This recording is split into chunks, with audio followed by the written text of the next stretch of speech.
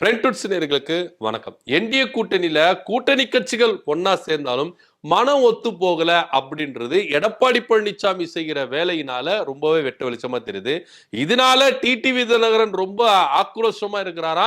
எடப்பாடி பழனிசாமி செய்யனால பிரச்சாரம் என்ற பேர்ல எடப்பாடி பழனிசாமி எங்களை வெறுப்பேத்துறாரு அப்படின்னு அமமுகவினர் ரொம்ப கொதிச்சு போயிருந்துருக்காங்க. அப்படி எடப்பாடி பழனிசாமி பிரச்சாரத்துல என்னப்பா வெறுப்பேத்தினாரு, என்ன தவறு செய்தாரு, ஏன் டிடிவி தினகரன் இப்படி எடப்பாடி பழனிசாமி மேல கோபம் கொள்கிறார் அப்படின்றத டமால் டுமில் பாலிடிக்ஸ்ல பார்க்கலாம் வாங்க.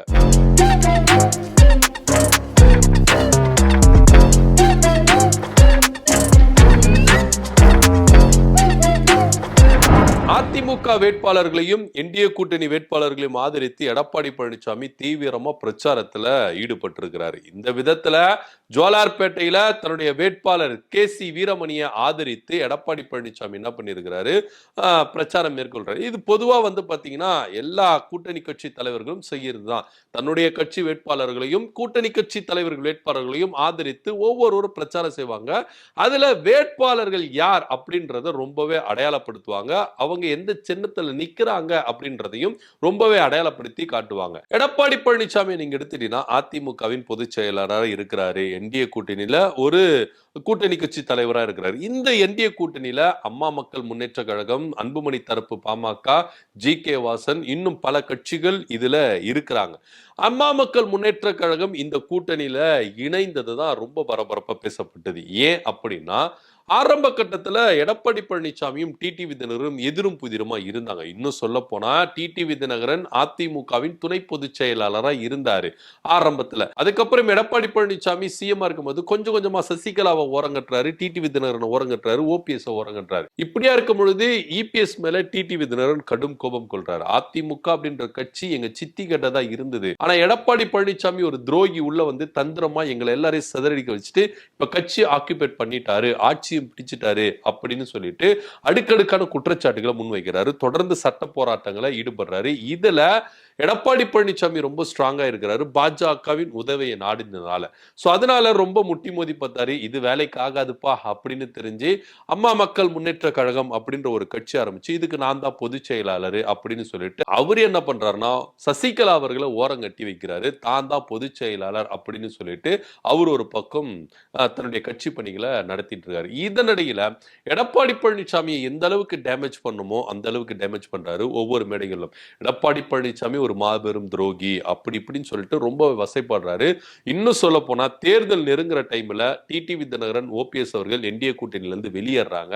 சோ வெளியேறதுக்கு காரணமும் எடப்பாடி பழனிசாமி தான் அப்படின்னு ரொம்ப உக்கரத்துக்கு போன டிடிவி தினகரன் அவர்கள் கடுமையா விமர்சிக்கிறாரு. அதுல ரொம்ப முக்கியமா பார்க்க வேண்டிய ஒரு கடுமையான சொற்கள் என்ன அப்படின்னு பாத்தீங்கன்னா, துரோகி எடப்பாடி பழனிசாமி இந்த தேர்தலோட நாங்க என்ன பண்ணுவோம், வீட்டுக்கு அனுப்புவோம், அதுக்கப்புறம் அவர் அரசியல் இருக்க மாட்டாரு, இப்படியான சொற்களை பயன்படுத்துறாரு. இதுல உச்சகட்டமா போயிட்டு எடப்பாடி பழனிசாமி கூட்டணியில போய் சேர்றதை விட தூக்கு மாட்டிட்டு செத்துறலாம் அப்படின்ற ஒரு சொற்கள் எல்லாம், கடுமையான சொற்கள் எல்லாம் தன்னுடைய நிர்வாகிகள் மத்தியில் என்ன பண்றாரு சொல்றாரு. இப்படியா இருக்கும் பொழுது டிடிவி தினகரன் நிச்சயமா என்டிஏ கூட்டணிக்குள்ள போக மாட்டாரு.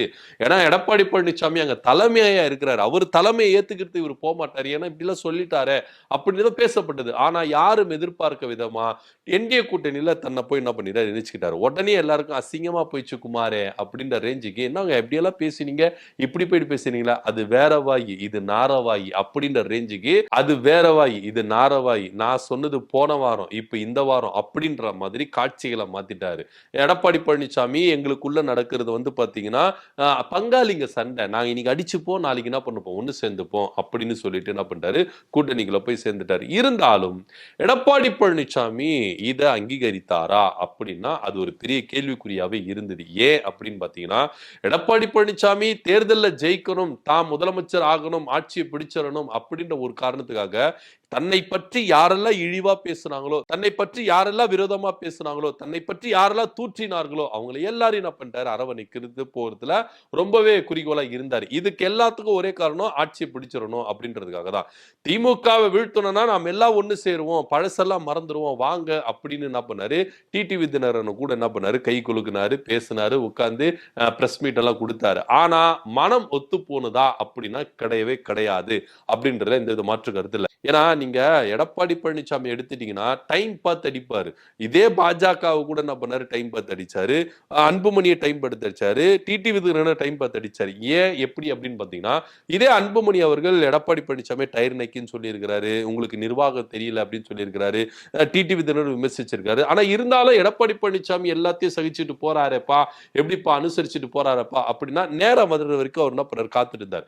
நேரம் வந்தது. இப்ப என்ன பண்ணிட்டாரு, சீட்டுகளை பாஜக, பாமக, டிடிவி தினகரன் 3 பேருக்கு என்ன பண்ணிட்டாரு, 14 அமைச்சர்களோட போய் மோதுங்க, சிக்கி சின்னாபின்னமா போங்க, நீங்க ஜெயிக்க மாட்டீங்க, தோத்துருவீங்க அப்படின்னு சொல்லிட்டு என்ன பண்ணாரு, கோத்து விட்டாரு. சோ இதுவே ஒரு பெரிய அடிதான் அப்படின்னு சொல்லிட்டு பார்க்கப்படுது. அடுத்தபடியா டிடிவி தினகரனை முழுசா எடப்பாடி பழனிசாமி ஏத்துக்கவே இல்லை அப்படின்றதா நிதர்சனமான உண்மையா இருக்கு. ஏன் அப்படின்னு பாத்தீங்கன்னா, இதே எடப்பாடி பழனிசாமி ஜோலார்பேட்டையில பிரச்சாரத்தை மேற்கொள்றாரு. அங்க தன்னுடைய கட்சி வேட்பாளர் கே.சி. வீரமணியை ஆதரிச்சு என்ன பண்றாரு, தன்னுடைய வேன்ல என்ன பண்றாரு, ஏத்தி என்ன பண்றாரு, ஆதரவு கேட்கிறாரு. இதுவே அம்மா மக்கள் முன்னேற்ற கழக திருப்பத்தூர் தொகுதி ஞானசேகரன் என்ன பண்றாருன்னா, கொஞ்சம் வெளியிலே, அதாவது வேனை இல்லாம பக்கத்துல என்ன பண்றாரு, நிக்க வச்சு அவருக்கு என்ன பண்றாரு, ஆதரவு கேட்கிறாரு. போனா போதுன்னு குக்கர் சின்னத்துல ஓட்டு போடுங்கப்பா அப்படின்னு சொல்லி தன்னுடைய வேன்ல ஏத்தாம என்ன பண்றாரு, ஆதரவு தர. இது இங்க மட்டும் தான் நடந்திருக்கா அப்படின்னா அங்க மட்டும் நடக்கல. சிவகங்கையில தன்னுடைய வேட்பாளர்களை ஆதரித்து அவர் என்ன பண்றாரு, பிரச்சாரங்களை மேற்கொள்றாரு. ஆனா அங்க காரைக்குடி தொகுதி அம்மா மக்கள் முன்னேற்ற கழக காரைக்குடி தொகுதி வேட்பாளர் என்ன பண்றாரு, தன்னுடைய வேன்ல ஏத்துக்கவே இல்லை அப்படின்றது நிதர்சனமான ஒண்ணு. இன்னும் சொல்ல போனா பிரச்சாரம் ஸ்டார்ட் பண்ணும்பொழுது மயிலாப்பூர் தொகுதியில பாஜக வேட்பாளர் யாருன்னே தெரியாது. ஆனா தமிழிசை சவுந்தரராஜனை தன்னுடைய வேன்ல ஏத்தி இவங்களுக்காக வாக்களிங்க அப்படின்னு சொல்லிட்டு அவங்களுக்காக என்ன பண்ணாரு, ஓட்டு கேட்ட எடப்பாடி பழனிசாமி அம்மா மக்கள் முன்னேற்ற கழகத்தினுடைய வேட்பாளர்கள் தன்னுடைய வேன்ல ஏத்தாததுக்கு காரணம் என்ன அப்படின்னா, என்னதான் இருந்தாலும் கூட்டணி அப்படின்னு வந்துட்டா நம்ம எல்லாம் ஒண்ணு. ஆனா கட்சின்னு வந்துட்டா என்ன பத்தி என்னென்ன பேசுனீங்க, என்னென்ன விமர்சனங்கள் வச்சிருந்தீங்க, எப்படியெல்லாம் பேசுனீங்க, அதெல்லாம் மறப்பனா அப்படின்ற ரேஞ்சுக்கு எடப்பாடி பழனிசாமி இதுதான் சரியான டைம் அப்படின்னு சொல்லிட்டு அடிச்சு என்ன பண்றாரு, விடுறாரு. ஆனா உண்மையிலேயே எடப்பாடி பழனிசாமிக்கு ஒரு கட்ஸ் வேணுங்க.